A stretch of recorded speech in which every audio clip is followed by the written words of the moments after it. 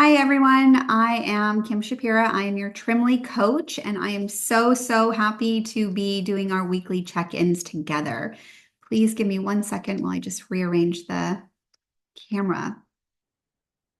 Okay, so please feel free to jump in and ask any questions if it comes up for you. So today we're going to talk about stress and how to deal with stress in and around food. So this is really important because I think the holidays can be very stressful for people. So I talk a lot about mindfulness, and I want to explain what that means. Mindfulness means to know where your mind is without judgment. If you have a history, let's say, of gaining and losing weight, then you're actually going to be bringing past traumas and experiences into most of the moments that you have. And what's amazing about these semaglutides is that they're really quieting the hippocampus, which is our emotional center. It's our memory. And so what that looks like in real time is this. Most people, every single person, when they're rational, knows that food is fuel. And so in our mind, here's what our mind looks like on both sides. We have our prefrontal cortex and our, I can never say it. Oh my goodness. I want to say, how do I pronounce it? Um, oh my God, amygdala. Okay. Our amygdala is here, and then we have our prefrontal cortex, and our amygdala is our kind of fight or flight, and it's always kind of like looking to make sure that we're safe. And so here we are thinking food is fuel, and suddenly we become triggered, and boom, we flip our lid. And now we're thinking food is fun, food is comfort, food is joy, food is entertainment, or food is even the enemy.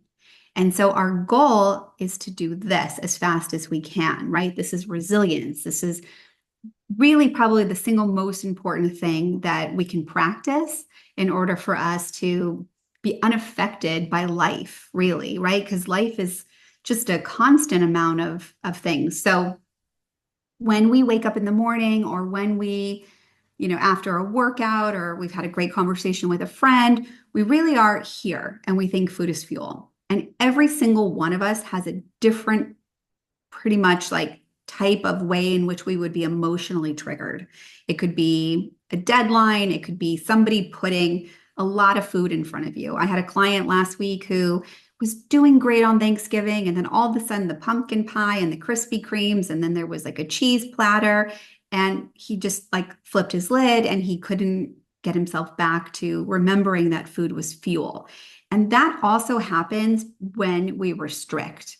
So anytime we restrict, our mind and body are going to respond with our basic survival is at risk, and we need food and we need nutrients. And so restricting then will lead to kind of this emotional experience. And when this happens, our mind pretty much leaves our body, and our body's here, but our mind is over there thinking about the pumpkin pie or even the stress that caused us to flip our lid. And so we can really get back to here by taking 3 deep breaths. And so that's really the piece that I want to focus on today is how do we become resilient when we are stressed?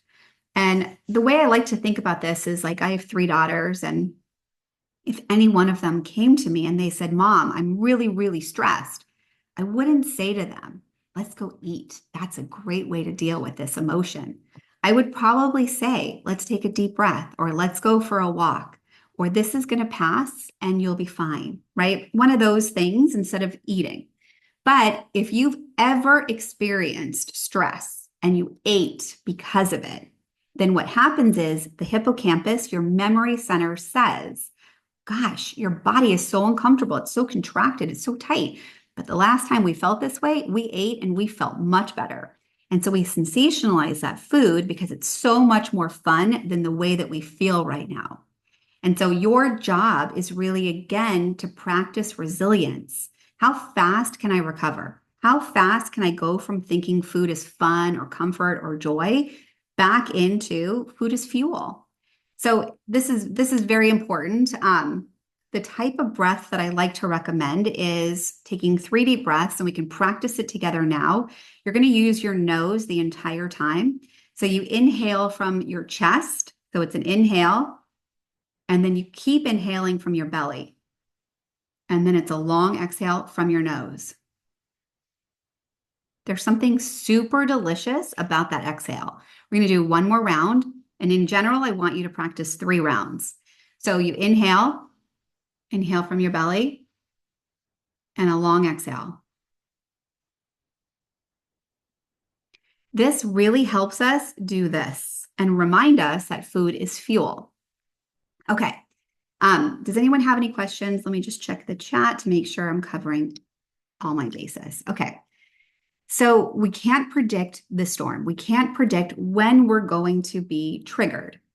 We can kind of just expect it, which is why we want to practice these deep breaths and practicing mindfulness throughout our day, which just means, oh, my mind went over there. I have the ability to bring my mind back by taking 3 deep breaths. Okay. The more that we practice, what ends up happening is that's how we condition ourselves. That's how we create new conditions, and we become the essence of that. And that's the goal. It's like, I like to say we Mr. Miyagi our way, right? Karate Kid, there was always this wax on, wax off. And he's like, how long am I going to do this for? And Mr. Miyagi just didn't answer. You just keep doing it, right? And the reason we practice is because we never know when we're going to have that street fight where we need to have that practice. And so by practicing, recognizing your mind went away and having the ability to bring it back really teaches you in the eye of a storm to do this. And I will tell you, last week I was on the phone. I was in a great mood. I was feeling great. And my husband called me and he said to me, we have to pay this bill. And all of a sudden I was like in a bad mood. And then I thought, God, my husband just ruined my mood. And then I started laughing, recognizing my husband didn't do anything to me except provide information. And I responded that in a negative way. And I have some work to do there. And so what I did, and this all happened in the span of 10 seconds. What I did was I took 3 deep breaths. I happened to be driving. And then I thought about how I felt. And what was really interesting is I didn't mind the discomfort I was in while I was upset and my mood had gotten ruined. There's a quote that I love, and it says, if this illness right now feels like a cage, please try to hear me. The door is unlocked and you are free to go. And so what was happening is that I was really in that cage and I was uncomfortable, but I was comfortable in my discomfort.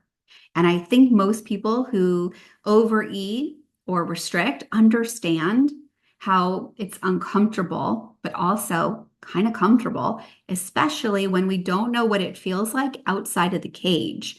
And outside of the cage, that's your playground. And as you're losing weight and changing your habits, you really want to play in the unknown. You want to get comfortable. You want glimpses of that so you know where you're going. So I was in the car and I recognized that I was angry and frustrated, but I actually prefer to feel good. Even though the anger was comfortable, it felt like a warm blanket. It was very strange. So what I did is I took 3 deep breaths and then I found gravity. I know it's super silly, but the second that we can connect to something positive, it literally and figuratively expands our mind. Okay. I found gravity, and gravity is one of those things that loves me. It holds me down. It's always there for me. It's like a big hug. And so the second I started thinking about gravity, I started recognizing how I was loved unconditionally. And the last thing that I did was recognize that I am not my thoughts and I prefer to feel good. And so I thought about that and changed my entire approach. So that's a quick tip that I would do if you are in around food or worried or stressed around food, to remember that food is fuel. And any single time that you are thinking about food, it could actually be an alarm going off. And it's your job to come to the alarm center, turn it off, check yourself, and remind yourself that you're safe around food. And the goal is to be hungry when you eat every 3 hours. So hopefully this is helpful. I don't see any questions, but we'll do this again next week. So I can't wait to hear how you put this into practice. That's all I got for you, unless anyone has any questions. Okay. All right, you guys, have a great week.